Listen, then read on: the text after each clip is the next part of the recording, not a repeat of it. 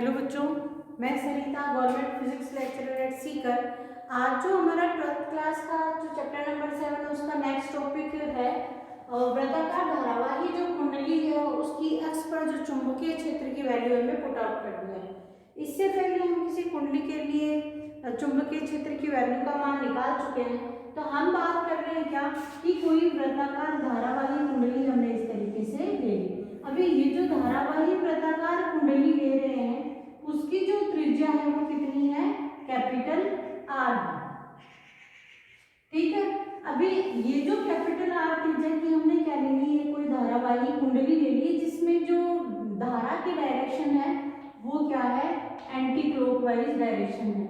हमें क्या निकालना है, इसकी एक्सिस के ऊपर और इसके ऊपर चुंबकीय क्षेत्र की वैल्यू निकालनी है।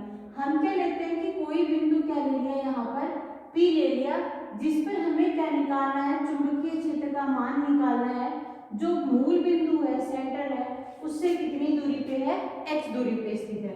तो इसके लिए हम क्या मानते हैं, इन तीनों को एक एक्सिस y एक्स या ये एक्सिस हो गई इसकी और ये क्या हो गई इसकी z एक्स हो गई। तीनों एक्सिस होती है एक दूसरे की क्या होती है, लंबवत होती है। तो हम इसके लिए क्या मानते हैं कि ये जो धारावाही कुंडली है जिसकी लंबाई क्या ले रहे हैं, हम L ले रहे हैं। छोटे छोटे अल्पांशों के रूप में मान लेते हैं कि छोटे छोटे अल्पांश dl लंबाई के हैं। तो हमने क्या मान लिया, यहाँ पर कोई अल्पांश क्या है, हमने dl की क्या करनी, कल्पना करनी। तो सबसे पहले हमें एक बात दिमाग में रखनी है कि हमें क्या निकालना है कि इसकी अक्ष के ऊपर चुंबकीय क्षेत्र निकालना है। तो हम क्या कंसीडर करते हैं, इस वृत्ताकार धारावाही रूप है उसकी x दूरी के ऊपर, सेंटर से x दूरी पर कोई बिंदु P ले लेते हैं जिस पर हमें चुंबकीय क्षेत्र का मान निकालना है। हम ये टोटल जो चुंबकीय क्षेत्र है वो निकालें उससे पहले हमें कंसीडर करना है इस जो वृत्ताकार पूरा लूप है उसको क्या मान लें, छोटे छोटे टुकड़ों के रूप में। तो सारे टुकड़े जोड़ देंगे तो वो पूरा लूप अपने आप बन गया। तो हमने क्या मान लिया कि ये क्या है, यहाँ से dl अल्पांश ले लिया जिसको हमने क्या नाम दे दिया, बिंदु A दे दिया। इसी तरीके से यहाँ पर ये मान लिया कि ये भी कितना है, dl अल्पांश है जिस पर बिंदु क्या नाम दे दिया, इसको अभी B दे दिया।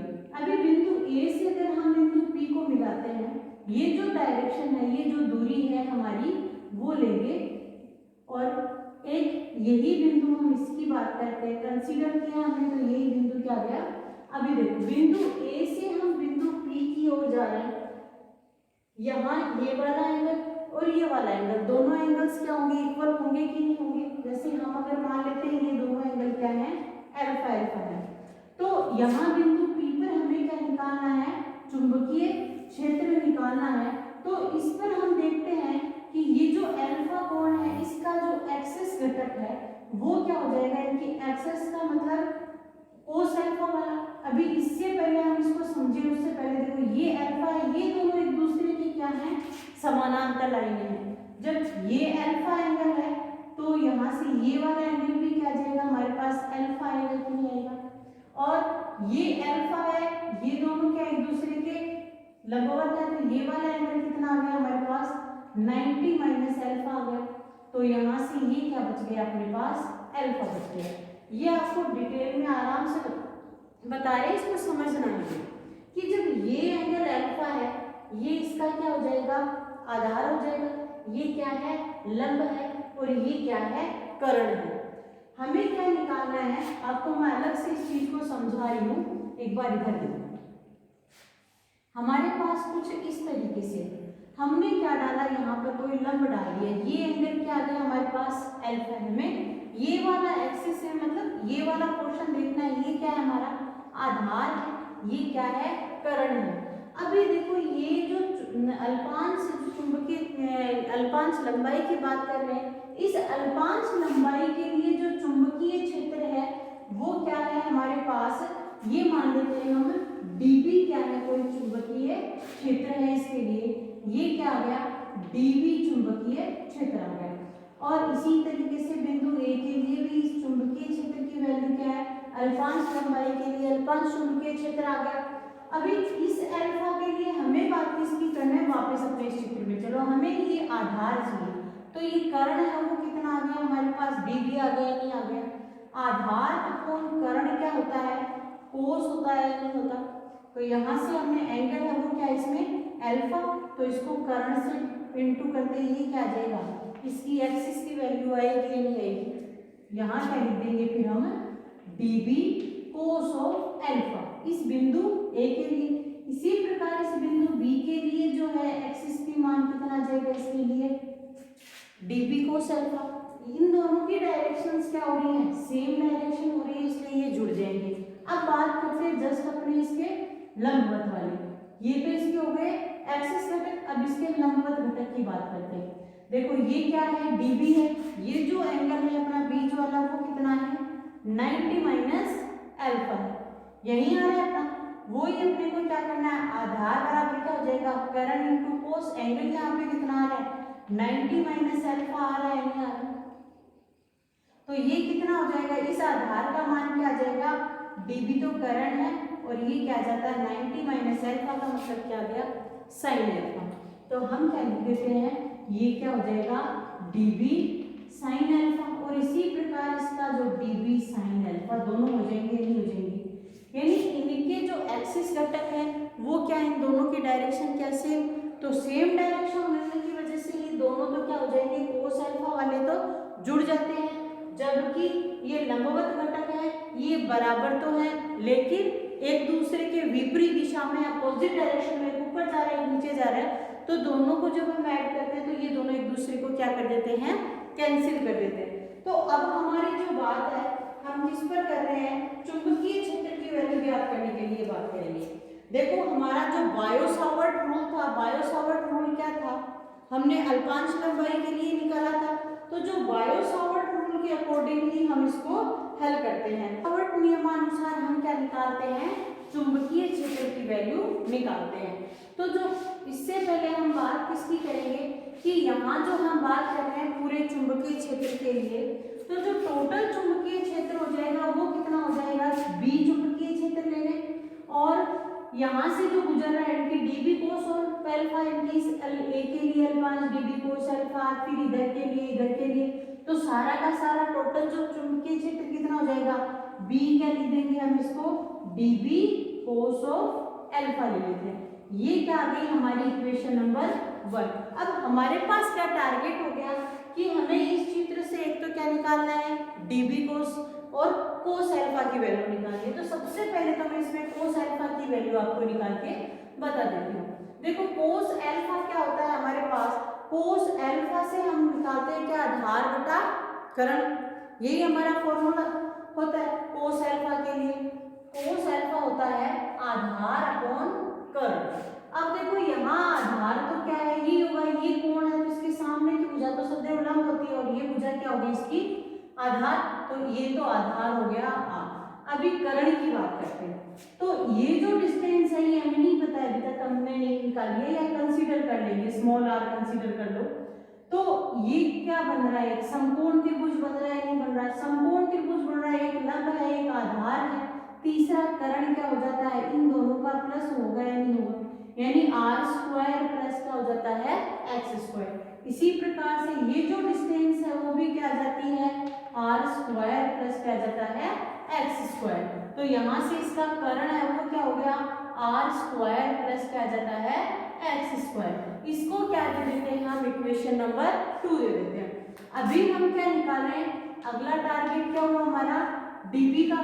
तो जो अपना बायो-सावर्ट रूल है नियम से हम क्या देखते हैं इसके कि जो dB की वैल्यू हमने निकाली थी, dB की वो क्या आई थी म्यू 0 अपॉन 4 पाई इंटू, तो ये किससे हो रहा था आई से हो रहा था, और क्या था dl साइन थीटा अपॉन क्या था आर स्क्वायर। तो आर स्क्वायर क्या था कि जिस बिंदु से अपन बात कर रहे हैं उस दूरी जो बीच की आती है उन दोनों का जो बीच की दूरी है उसी के बारे में बात कर रहे हैं। तो ये जो दूरी है वो क्या रही है आर, यानी कि इसका क्या जाएगा ये आर स्क्वायर होता है ना, तो ये क्या जाता है हमारा आर स्क्वायर का मतलब under root R square plus X square का क्या निकाल दो आप होल स्क्वायर कर दो। तो यहाँ से जो dB की वैल्यू हमारे पास क्या आती है म्यू 0 आई अपॉन 4 पाई, साथ में यहाँ जो थीटा एंगल है वो एक दूसरे के लंबवत यानी कि थीटा बराबर क्या है 90 डिग्री है। तो साइन थीटा की वैल्यू क्या आ गई 1। तो यहाँ से हमारे पास क्या फॉर्मूला आ जाता है mu 0 I D L upon आ गया क्या R square plus X square. इसको इक्वेशन नंबर क्या दे दी हमने 3 दे दी। इसके देखो इक्वेशन नंबर 2 के इसकी क्या लगेगा अंडर रूट करेंगे। अभी क्या करते हैं इक्वेशन नंबर 2 और 3 को किस में पुट कर देते हैं इक्वेशन नंबर 1 में। तो 2 एंड 3 को किस में पुट करना है आपने इक्वेशन नंबर 1 में। तो हमारे पास ये क्या आ जाएगा b equals to integral mu 0 I upon 4 pi D L R square plus X square और कोस अल्फा की वैल्यू ये आ जाएगा r upon under root R square plus X square.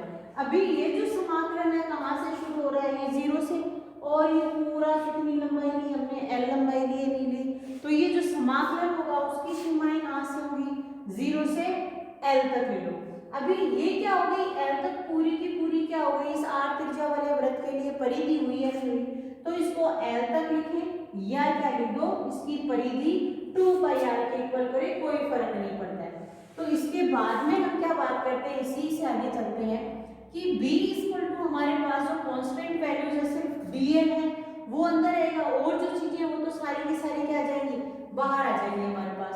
तो ये क्या आ जाता है mu 0 I R upon 4 pi R square plus X square की पावर देखो ये तो 1 है और ये 1/2 टोटल करेंगे तो क्या आ जाएगा 3/2 और इंटीग्रल किसका आ जाता है 0 to 2 पाई आर और ये क्या हो गया हमारा dl। अभी इसका समाकलन जब हम करते हैं देखो 0 से 2 पाई आर लिया dl का समाकलन करेंगे तो समाकलन क्या आ गया l आ गया और 0 से 2 पाई आर क्या हो गई हमारी सीमाएं। तो 2 पाई आर माइनस क्या हो गया 0। तो इसका आंसर जो हमारे पास है डायरेक्टली कितना आ जाएगा 2 पाई आर। तो इसको समझने के लिए आप देख लो अभी इसका डायरेक्ट आंसर लिखते हैं। तो ये b इक्वल टू क्या हो गया mu 0 I R upon 4 pi R square plus X square की पावर 3/2 इंटू इसकी जगह क्या जाता है 2 पाई आर। पाई से पाई कैंसिल हो गया 2 से यहाँ क्या 2। तो जो चुंबकीय क्षेत्र है b वो हमारे पास बिंदु p पर कितना जाता है mu 0 I R square upon 2 R square plus X square की पावर 3/2। ये इक्वेशन नंबर हमारे क्या आ गई 4। अभी हमने क्या बात की ये चुंबकीय क्षेत्र की बात कर ली हमने परिणामी रूप में। अगर यहाँ पर हमारे पास का डायरेक्शन लगा दी जाती है तो इसका जो एकांक सदिश है अपने क्या आर कैप लगा दो। क्यों आर कैप इसीलिए कि ये इसके इक्वल अपन क्या ले लो चाहे आर इसको ले लो तो इसकी इकाई सदिश क्या हो जाएगी इसकी आर कैप आ जाएगी। तो इक्वेशन नंबर 4 से हमने क्या देखा कि जो ये वृत्ताकार धारावाही अपनी कुंडली है उसकी अक्ष पर जो कुल चुंबकीय क्षेत्र है बिंदु P के लिए वहां जो चुंबकीय क्षेत्र की वैल्यू हमने निकाली। अभी इसकी हम जो अलग अलग कंडीशंस के बारे में बात करें कि ये जो बिंदु P लिया है हमने अगर ये बिंदु कहाँ स्थित हो यहाँ स्थित हो इसका मतलब x की वैल्यू क्या आ रही है 0 आ रही है। तो इसमें जो केस फर्स्ट है हमारा वो क्या ले लेते हैं केस फर्स्ट ले लेते हैं क्या यदि x बराबर क्या हो 0 यानी x बराबर 0 होने का मतलब क्या हो जाएगा हमें जो चुंबकीय क्षेत्र की वैल्यू है वो कहाँ निकालनी है केंद्र के ऊपर निकालनी है सेंटर पर। तो यहाँ से हमारे पास जो b क्या है लिख दो इसको केंद्र लिख दो या क्या लिख दे b x बराबर क्या लिख दो 0। चाहे आप एक बार सदिश का चिन्ह हटा दो तो इस ये कहाँ से लेंगे इक्वेशन नंबर अपनी कहाँ से आ जाएगी 4 से आएगी या नहीं आएगी। इक्वेशन नंबर 4 में x की वैल्यू क्या रखनी है अपने को 0 रखनी है। तो हमारे पास क्या फॉर्मूला आ जाएगा इसके लिए ये आएगा म्यू 0 आई आर स्क्वायर अंश की वैल्यू ऐसे जैसे रख देंगे अपॉन क्या जाता है 2 और आर स्क्वायर प्लस 0 इनके आर स्क्वायर और बाहर क्या है 3/2 ये 2 से 2 कैंसिल कितनी बच गई अपने पास आर क्यूब बच गई ना। तो यहाँ से फिर देखो आगे क्या आता है हमारे पास, mu 0 I R square upon 2r cube. देखो आर स्क्वायर से आर स्क्वायर कैंसिल हुआ, तो हमारे पास जो बी एक्स बराबर 0 है क्या वैल्यू प्राप्त हो गई, म्यू 0 आई अपॉन क्या आ गया 2r। जो हमने पहले निकाला था सेंटर के ऊपर जो चुंबकीय क्षेत्र की वैल्यू निकाली थी म्यू 0 आई अपॉन 2r वाली, वो की वही आ रही है। और वहीं अगर इसमें डायरेक्शन की बात करते हैं तो इसको क्या लिखा दिया जाता है, आर कैप से इसको मल्टीप्लाई कर दिया जाता है। तो ये किस रूप में हमारे पास आ जाता है, सदिश रूप के अंदर इसकी वैल्यू आ जाती है।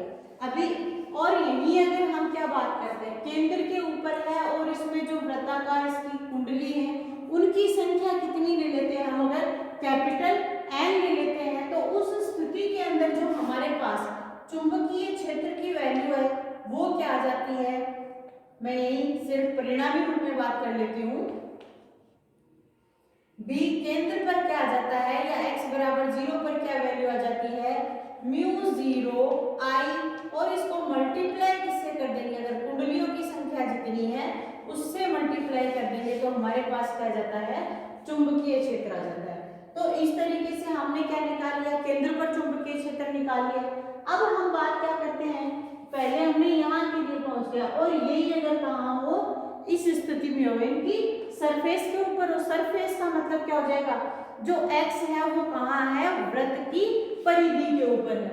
तो इसके लिए देखो ये हमारे यही आगे इक्वेशंस काम में नहीं आने वाली हैं, तो हम इसको मिटा देते हैं यहाँ पर। तो जो केस हमारा क्या है, सेकंड केस, केस सेकंड के अकॉर्डिंग क्या हो गया, x इक्वल टू क्या लिखना है अपने को, r लिखना है। तो वही हमारे इक्वेशन नंबर 4 से देखो, यहां से b सदिश इक्वल टू क्या आ जाता है, x की जगह क्या लिखना है अपने को, r लिखना है। तो ये आ जाएगा mu 0 I R square upon 2 R square plus क्या जाता है, आर स्क्वायर 3/2 इंटू क्या है अपना R cap, mu 0 I R square.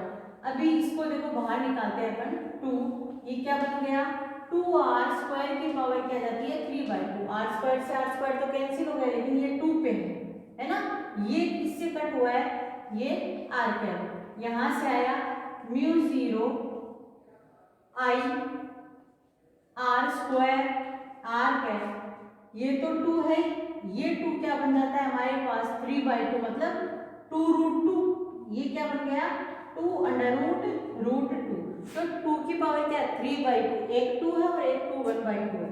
तो यहाँ से ये बच गया क्या r³, ये लो कैंसिल हुआ। तो ये वैल्यू कितनी आ गई हमारे पास, म्यू 0 आई अपॉन 4√2 r, ये किसकी वैल्यू आती है हमारे पास, ये आती है सतह पर।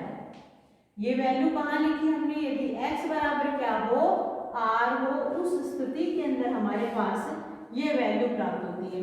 अब यही अगर इसी में कुंडलियों की संख्या क्या है n है, तो इससे मल्टीप्लाई किससे कर देंगे हम, इसको n से मल्टीप्लाई करते ही हमारे पास क्या जाता है, सतह पर जो चुंबकीय क्षेत्र है उसकी वैल्यू आ जाती है। तो इस प्रकार हमने जो p कुंडली है, पहला तो हमने कर लिया उसके केंद्र पर, दूसरा हमने कर लिया उसकी परिधि पर। इस तरीके से हमने इसके दो हल अलग अलग निकाल लिए। अभी एक कंडीशन और भी लिख सकते हैं हम, वो अगर लिखना चाहें तो, कि अगर ये जो x है उसकी वैल्यू हम क्या मान लें, जस्ट जो रेडियस है उससे क्या मान लेते हैं, इसकी हाफ मान लेते हैं। तो थर्ड कंडीशन हमारे पास क्या आ जाती है इसकी, वो देखते हैं। तो हमारा क्या है, इसमें अलग अलग कंडीशंस के लिए इसको जो इक्वेशन नंबर आप दे दीजिएगा अलग अलग। तो केस हमारा थर्ड कौन सा ले रहे हैं हम, यदि x की वैल्यू क्या हो r/2, तो वही इक्वेशन नंबर हमारी 4 है, म्यू 0 आई आर स्क्वायर, तो ऐसा कैसा जाएगा, और ये क्या जाता है 2r स्क्वायर प्लस क्या जाएगा r² 4 की पावर क्या जाती है 3/2। और ये आर कैप अगर इसकी सदिश रूप में लिखना है। फिर हम बात किसकी करेंगे इसमें, म्यू जीरो आई आर स्क्वायर, कैसा कैसा लिख दो इंटू आर कैप भी लिख दो। ये 2 आ गया हमारे पास। इन दोनों को जब ऐड करते हैं तो क्या बनता है, 5r स्क्वायर बाई 4 बनेगा या नहीं बनेगा, दोनों को जब जोड़ेंगे। और इनके पावर कितनी लग रही है, 3/2। तो ये जो 3/2 है वो किन किन के लग रही है, ये 5 को क्या लिख सकते हैं 5√2, और ये बाई 2 है, इनके इसको क्या लिख सकते हैं अपन 4 का तो 2 और ये 3/2। ये 2 से 2 इंटू 2 की घात कितनी आ गई, 3 आ जाती है। और यहाँ से बाहर क्या निकल के आता है अपने पास, r3, यही आएगा ना यहाँ से निकल के। देखो मैं यहाँ आपको डायरेक्ट आंसर लिखूंगी इसीलिए आपको क्लियर कर रही हूँ। अभी मैं सिर्फ इतने की बात कर रही हूँ, यहाँ 3/2 लग रहा है। तो अब मैं बार बार इसको ऐसे लिख रही हूँ, देखो 5 के पावर कितना आ रहा है 3/2। 3/2 का मतलब क्या हो गया, 1 + 1/2 ही तो होगा। तो इसको क्या लिख सकते हैं 5 की पावर 1 और 5 की पावर 1/2। तो ये तो 5 हो गया और ये क्या हो गया √5। तो 5 की पावर 3/2 है, इसको तो 5√5 लिख दिया। और r स्क्वायर को जब बाहर निकालेंगे, r स्क्वायर में क्या रहा है 3/2, 2 से 2 कैंसिल, तो ये क्या बन गया अपना r³ बन गया। तो ये r³, और इसी तरीके से ये 4 है, 4 को हम 2 की पावर 2 लिख सकते हैं। तो यहाँ से ये कट हो गया, तो हमारे पास जो इसका बचा क्या, हमारे पास इसमें से 5 इसमें तो कैंसिल होगा नहीं, तो यहाँ से हमारे पास क्या वैल्यू बच गई, इंटू 5√5 r³ इंटू ये 2 की पावर ऊपर चली जाएगी, तो ये कितना हो गया हमारे पास 8 आ गया। जो कैंसिल हो रहा है उसको कैंसिल कर देते हैं, ये लो, और ये 2 4। तो हमारे पास जो आंसर आया वो क्या आया, 4μ0 I/5√5r³ इंटू क्या गया r²। देखो सब में अलग अलग सिचुएशन में अलग अलग हमारे पास क्या आ रहे आंसर्स आ रहे। अभी यहाँ पर क्या आ रहा था, सेंटर के लिए अपन ने किया था 2√2। और ये एक चीज हमारे पास देखने को मिली है कि जैसे जैसे इसमें अलग अलग इधर वैल्यू दूर जा रहा है, वैसे वैसे क्या और इसके मान में कमी आती जा रही है। इसका मतलब क्या हो गया कि जो स्टार्टिंग हमारा जो सेंटर वाला पॉइंट था, वहां पर जो चुंबकीय क्षेत्र है इस स्थिति के अंदर क्या रहेगा, मैक्सिमम रहेगा। और वहीं अगर इसी में हम क्या कहते हैं, कुंडलियों की संख्या क्या कर दी जाती है, n कर दी जाती है। तो ये किससे मल्टीप्लाई हो जाता है, n इंटू क्या हो गया 4μ0 I/5√5r। अभी हम कंपैरिजन किससे करते हैं, अपने इस जो सेंटर पे हमने निकाला था क्या था, μ0 I/2r आया था या नहीं आया था, यही आया था। तो हम क्या लिख सकते हैं इन दोनों को कि जो b x r/2 का फॉर्मूला है वो किसके इक्वल आ रहा है, सेंटर के साथ अगर हम कंप्लीट कर इसको करें तो ये 8 और इसको 2 कर सकते हैं हम। तो ये किसके इक्वल होगा, 8/5√5 bx = 0। तो ये इसके क्या होता है, इक्वल होता है। ये हमें ध्यान रखना है, ये एग्जाम के लिए भी अच्छा क्वेश्चन है यहाँ से कि इनका आपस में जो रिलेशन है वो पूछा जा सकता है कि कितना ज्यादा होता है केंद्र से का, ये कितना होगा इसका 8/5√5 होता है। ठीक है, तो इस तरीके से जो आज हमने ये केस स्टडी किए इसमें अलग अलग केसेस के लिए हैं। अब वही एक फोर्थ केस भी अगर अपन लेना चाहें तो ले सकते हैं। अभी क्या कह दूं कि ये जो डिस्टेंस हम x ले रहे हैं वो क्या है, बहुत ज्यादा दूर है। बहुत ज्यादा दूर होने का मतलब क्या जाएगा कि हम बात किसकी कर रहे हैं, ये जो बिंदु P है, बिंदु P बहुत दूर है इससे, तब क्या सिचुएशन होगी उसकी चर्चा करते हैं।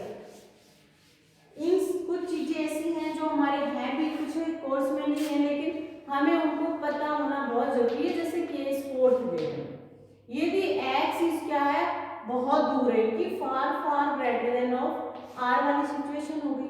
इसका मतलब क्या हो जाएगा कि r² है उसको अपन क्या कर सकते हैं, नगण्य मान सकते हैं, क्योंकि x को हम बहुत ज्यादा दूर मान रहे हैं, बहुत ज्यादा इसकी डिस्टेंस ले रहे हैं। तो वही इक्वेशन नंबर हम क्या ले रहे हैं 4 से, इक्वेशन नंबर 4 से हम क्या ले लेंगे, r की वैल्यू, r की वैल्यू नहीं बता रहे, आगे बढ़ते हैं तो उसकी वैल्यूज को क्या मान लेते हैं, हमें 0 लेते हुए चलेंगे, तो r बहुत कम हो जाएगा यहाँ से, है ना।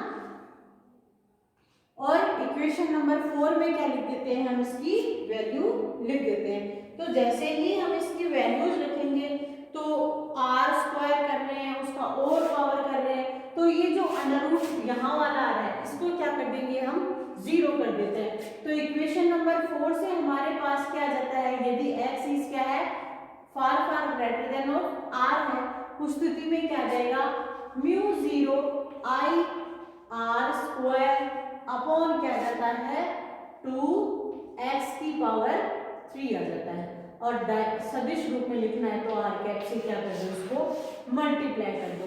तो इस तरीके से हमने आज जो स्टडी किए हैं वो क्या है, 4 केसेस अलग अलग किए हैं। आप इसका जो वैल्यू है वो भी यहाँ पर लिख सकते हो, 0.72 वैल्यू होती है 8/5 की।